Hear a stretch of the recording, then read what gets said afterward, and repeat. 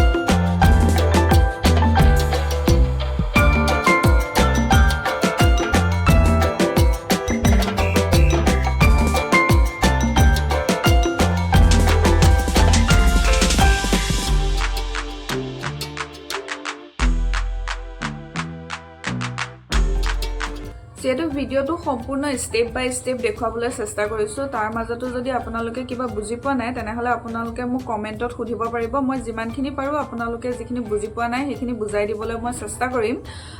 আপোনালোকে দেখিছে ৰেচিপিটো কিমান ধুনীয়া এটা হেল্ডি প্ৰটিন বাৰ আপোনালোকে ঘৰতে ৰেডি কৰি পেলাই খাব পাৰে আৰু এই শৰীৰৰ কাৰণে বহুত বেছি উপকাৰী পাইছে যে প্ৰটিন বাৰ ৰেচিপিটো কিমান হেল্ডি হয় গতিকে আশা কৰিছোঁ আপোনালোকেও ট্ৰাই কৰিব বুলি আৰু আপোনালোকে ট্ৰাই কৰিলে কেনেকুৱা পালে মোক কমেণ্ট ছেকশ্যনত জনাব কিন্তু